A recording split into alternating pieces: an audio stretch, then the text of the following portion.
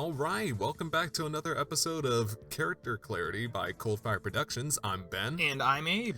And today we are going to be talking about our opinions on Toy Story 4. Spoilers ahead.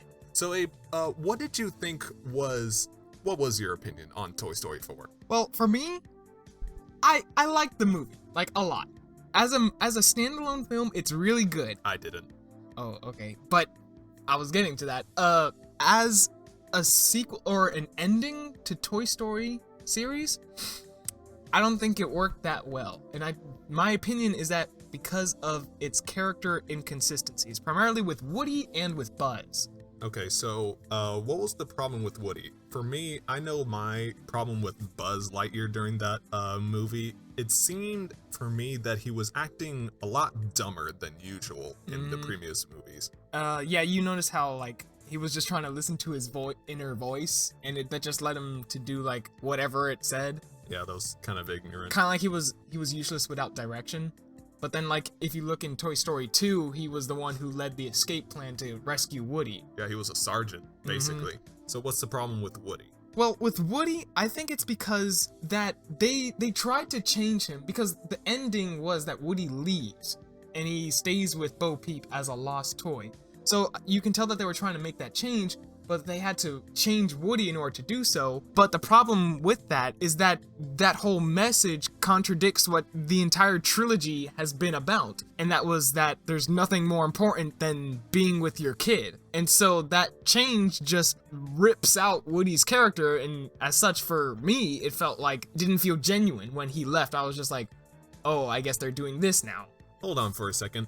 Just because a character has a dramatic change like that, does that mean that they're suddenly a bad character? So how exactly does a character change in a movie that makes them actually compelling in any way? Well, the thing is that it has to be justified. The thing with, like with Buzz, it wasn't justified why he was acting any dumber. They didn't have any, there was no change between the two movies. With Woody, they did make efforts to justify why he was making this change, and it was with Bo Peep changing his mind, showing him what the Lost Toy is all about, and things like that. But that's more of on a thematical basis, because the theme of the original trilogy was to be with a toy, and Woody had always held that. So I would a toy being with a human. Right, being with a human. Woody, I guess his change was justified, but not thematically. Not enough for it to end the quadrilogy of the Toy Story series. Yeah. And so you can see that in other Pixar movies, or in sequels or prequels, like with Incredibles 2. You see Mr. Incredible and how they dumbed him down to being an incompetent parent, when you see in the first movie's montage, he was doing pretty well. And also in Monsters University, the prequel to Monsters, Inc., in the first movie of Monsters Incorporated, Sully was the one that was the hardworking one that actually helped Mike Wazowski when he was being kind of lazy. But then you see in Monsters University, they completely switched those roles and had Mike Wazowski be the hardworking one, and then Sully being the usual lazy college kid. And so, in a sense, yeah, that's also a unjustified character change. But another thing to remember is that these movies, these prequels and sequels, they're not bad movies, right? Yeah, they're not bad because of it. It's just in this greater sense of the two movies or trilogy or whatever you have it working together, it doesn't work. It's not a better sequel or it's not a better prequel because of that inconsistency. It doesn't connect to the original movie. Okay, so if you are going to have a character change within a movie, you have to make sure that it is justified. That it's justified, and it's both narratively and thematically.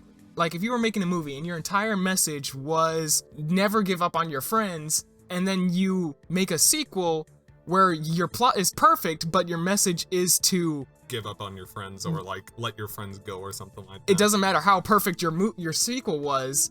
The fact that it's got a different message, disrupts its connection with the first one. So basically, it's good to have that character consistency. And if you are going to change your character, make sure there's a good reason for it. And it's also kind of interesting. Buzz Lightyear did also have a done moment. Like, there was a moment where he was an idiot, and that was when he was in his Spanish mode.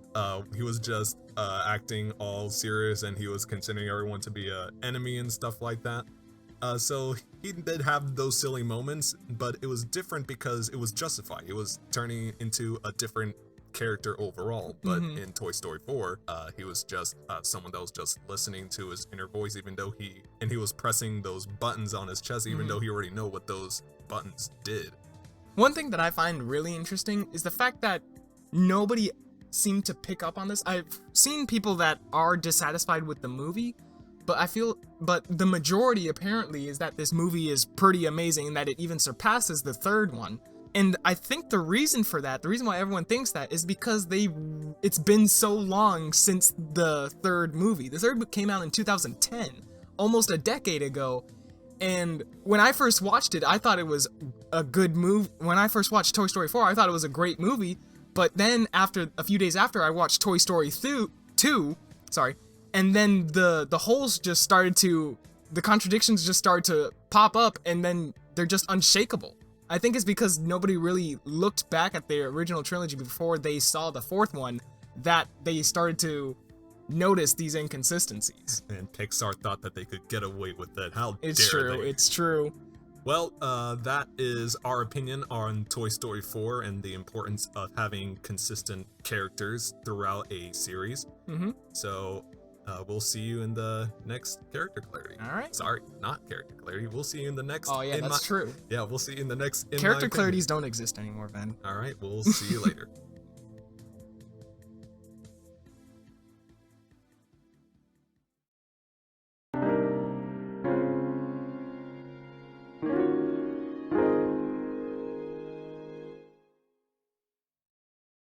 And don't even get me started on Woody being gay. Abe, just stop.